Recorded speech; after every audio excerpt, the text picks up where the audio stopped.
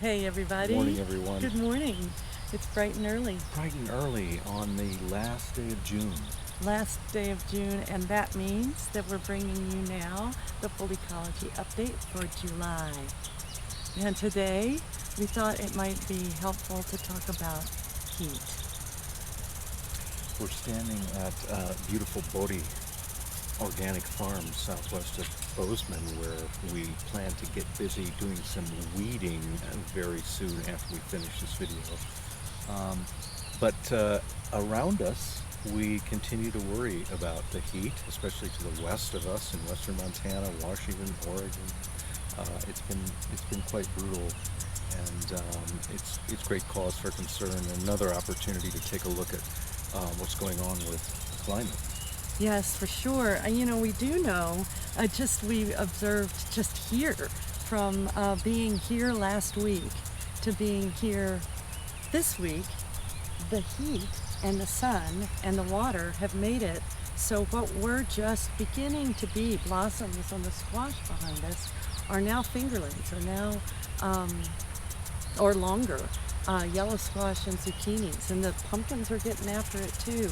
So we know that the heat of summer, of course, is something that is powerfully important to the generation of food so that we can continue to live with and from the earth. What comes to my mind is that being so true, also how delicate of a balance this heat is. Just a really relatively few degrees has allowed Earth as a whole to thrive, and when just the smallest couple degrees increase in heat happen, everything from snowpacks disappear, we're removing water from the system for the use of wildlife and for humans. Without the snowpack, the Earth is re-radiating and making the atmosphere even warmer. And so we have the experience that we're having this summer in much of the Southwest, California, Oregon. So it really is a precious and delicate balance, and it asks us to be very thoughtful about what we're doing to that balance. Yeah, it really does. You can tell even this morning, the tone between us and our update is more muted. It's just a little bit slowed down, and heat has a way of helping you slow down, but extreme heat makes it so that not only do you slow down, but you get more agitated on the inside as well. And there's plenty of evidence in the social sciences that would be really quite parallel to what happens in what we consider the natural world. We are the natural world, so big surprise that it's parallel. And that is that we can get more violent and aggressive with each other. Incidents of violence actually go up. But the other thing that they see in extreme heat is that there's this interesting research that indicates that whatever is kind of on your mind or in front of you goes up. So everybody gets muted a bit. But if you get activated with anger, that's bigger.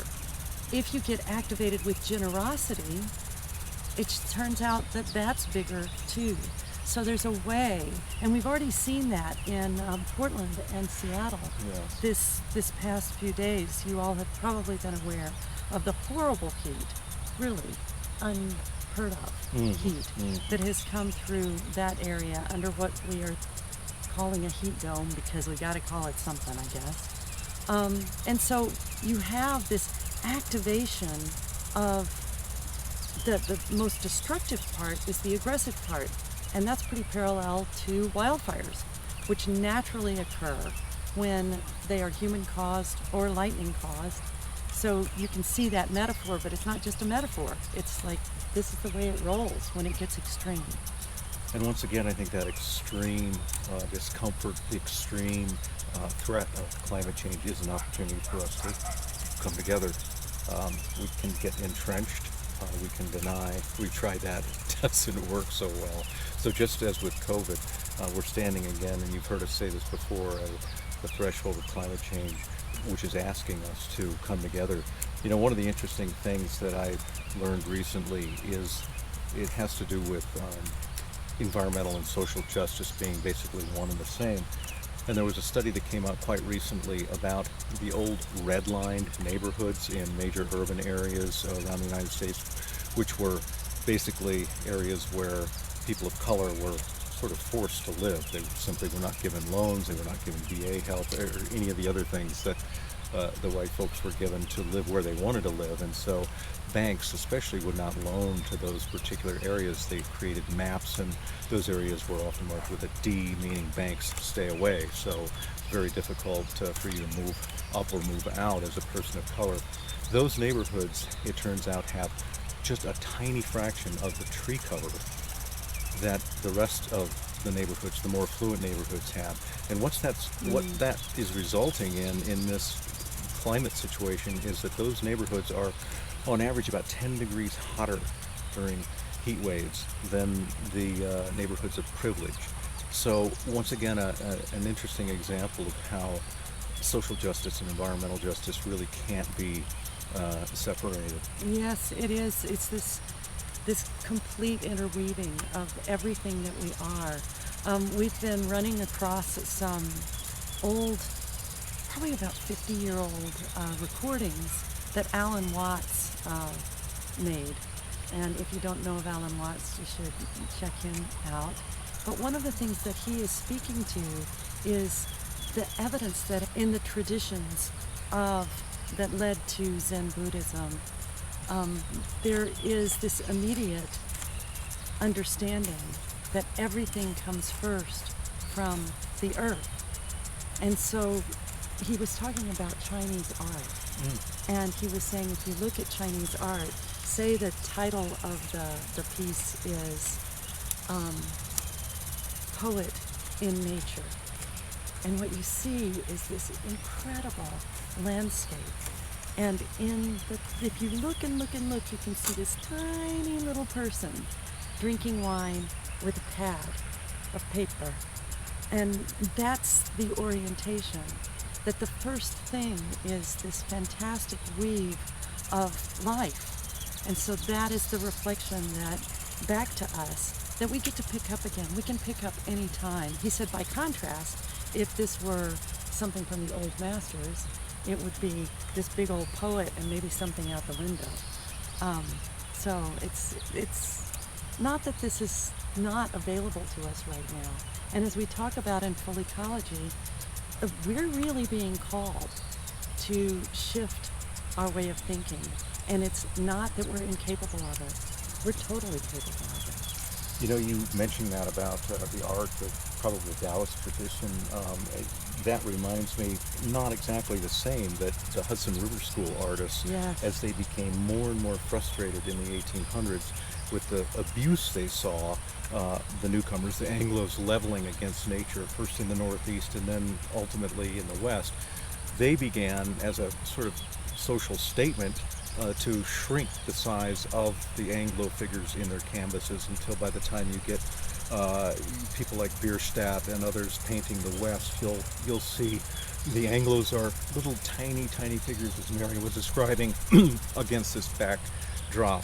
And that was a significant departure, not just because of the social comment they were making, but because it did inadvertently, for whatever reason, put humans in the proper place. We became right-sized in that case too, although for different reasons.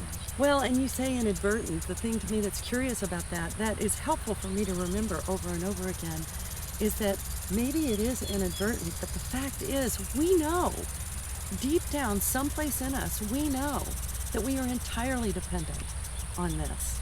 And we know that we're, another metaphor, shooting ourselves in the foot when we don't attend to that, when we extract, when we pretend like we can just take everything that we want because we're superior and we're dominant.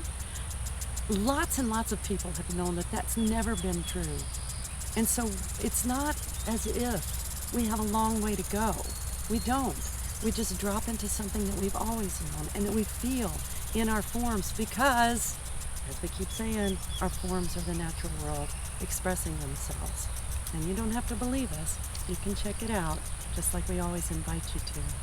You know, we were also talking a few days ago about how in the medieval period, the notion of trying to get to know nature, not that it didn't have its issues, but did contain a very strong sense that in order to understand nature, you had to be compassionate, you had to be empathic toward it. It required that sort of human connection to be able to discern what was true about nature.